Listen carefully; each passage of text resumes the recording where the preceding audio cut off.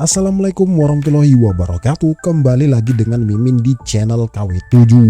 Nah, kali ini kita akan lanjutkan lagi nih guys anime kesayangan kita, yaitu Dr. Stone. Dan kali ini kita akan membahas Dr. Stone season keempat ya guys ya, yang part ketiganya. Ya udah kalau gitu guys, nggak usah berlama-lama lagi, mari kita langsung gaskan aja ke ceritanya. Nah, setelah si Sino tersadar kalau dia tidak akan bisa menguasai bumi kalau masih ada Wayman, akhirnya dia memutuskan bergabung dengan tim Senku. Baru saja bergabung, ia tuh langsung menciptakan sebuah alat untuk mendeteksi endapan macam-macam logam. Setelah digunakan, akhirnya berbagai macam mineral pun didapat. Ya, tentunya mineral-mineral itu akan dijadikan bahan pembuatan roket dan lain sebagainya. Dan untuk menyempurnakannya, Senku hanya butuh satu lagi bahan, yaitu besi. Setelah itu mereka pun akhirnya mengambil kembali kapal Perseus yang sudah tenggelam selama bertahun-tahun dan diambili besinya untuk didaur ulang. Karena memang besi di Amerika itu sangat-sangat langka guys.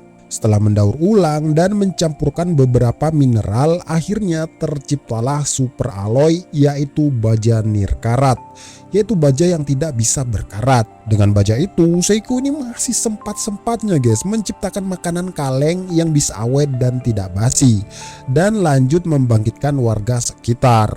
Di sana ia juga membangkitkan teman-teman Seno untuk membantu proyek yang sangat besar ini. Dan sebelum itu Seno itu ternyata sudah menjelaskan kepada mereka kalau musuh sebenarnya adalah Wayman. Dan tentunya posisi Wayman ini ada di bulan.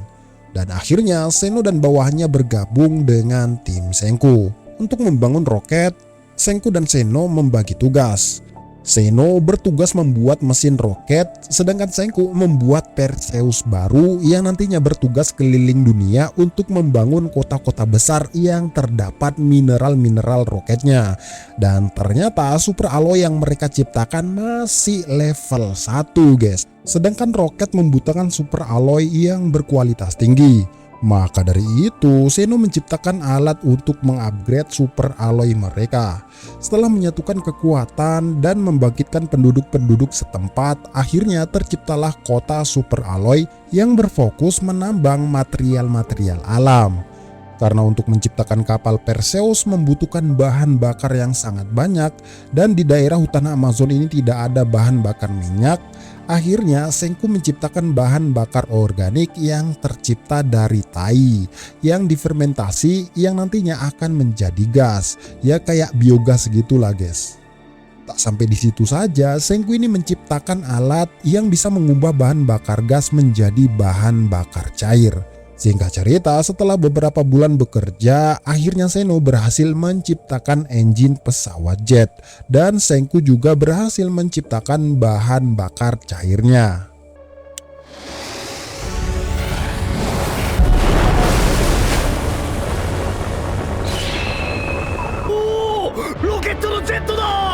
Namun engine roket buatan Seno ini cuma tahap percobaan guys, dan levelnya ini masih level 1. Dan untuk membuat roket dibutuhkan engine berlevel 99 dan masih membutuhkan kerja keras yang lebih lama.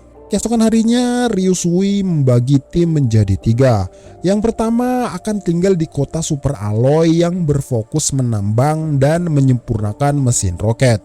Tim kedua akan kembali ke kota Jagung yang akan membangkitkan tambahan SDM di sana dan memulai kembali produksi jagung. Dan tim yang ketiga akan pergi ke kota-kota baru dan membuka peradaban di kota tersebut dengan tujuan mengumpulkan sumber daya dan material roket.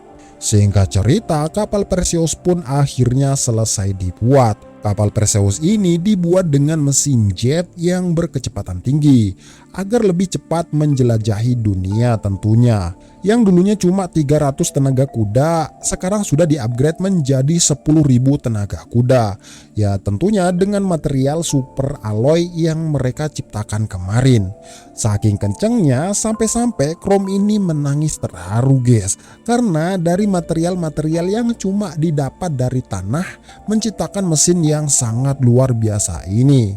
Nah, di tengah-tengah perjalanan, Senku di kapal Perseus, Ukyo di kota Jagung, dan Leonardo di kota Super Alloy sama-sama menerima signal dari bulan, yang artinya pesan dari Wayman. Setiap frekuensi yang ada di bumi aktif, pasti Wayman ini mengetahuinya. Dan pesan tersebut disampaikan dalam kode Morse, yaitu "Do you wanna die?" Apakah kamu mau mati?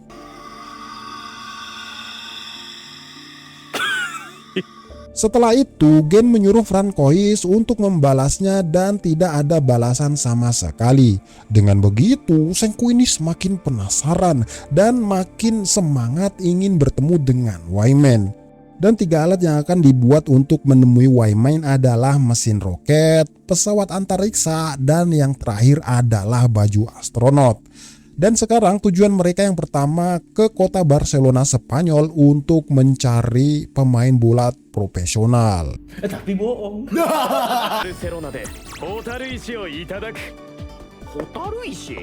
Fluorid merupakan material yang sangat penting dalam pembuatan baju astronot dan kapal antariksa. Selain mencari fluorid, mereka juga akan mencari zaitun di sana.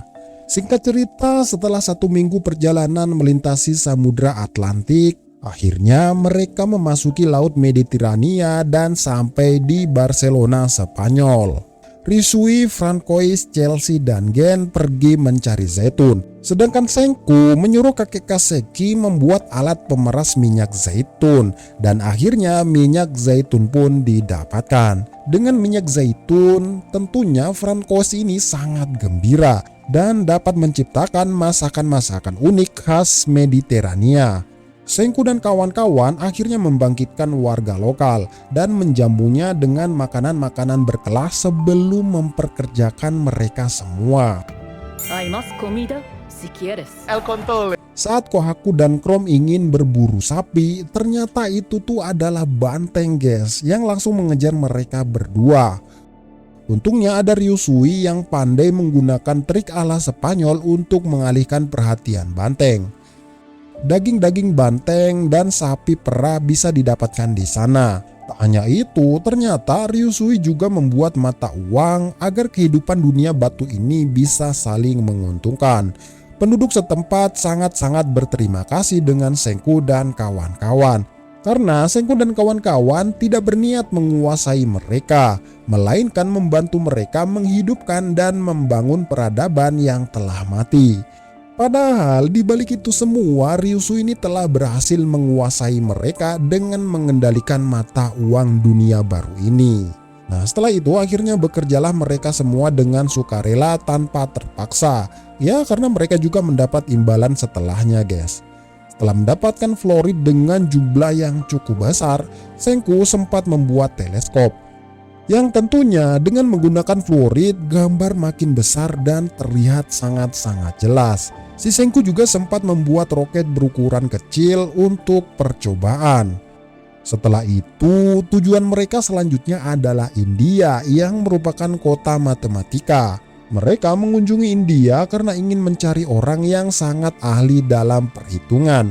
Karena perhitungan lintasan roket ini sangat-sangat tidak mudah, guys. Sampai-sampai Senku saja takut salah dalam perhitungannya karena nantinya akan membahayakan pendaratannya di bulan. Karena kapal mereka butuh sangat banyak bahan bakar ketika memutar lewat Laut Afrika, akhirnya mereka memutuskan mengambil jalan pintas melalui terusan Suez. Terusan Suez dulunya ini memang tidak ada, guys. Umat manusia kala itu membukanya secara paksa agar kapal bisa lewat dengan tujuan mengirit bahan bakar. Namun masalahnya bagaimana keadaan terusan Suez saat ini? Apakah sudah tertutup ataukah masih terbuka? Dan mereka tidak akan mengetahuinya sebelum mendatanginya langsung. Chelsea meyakinkan semua orang kalau terusan Suez itu lebih besar daripada terusan Panama dan kemungkinan masih bisa dilalui.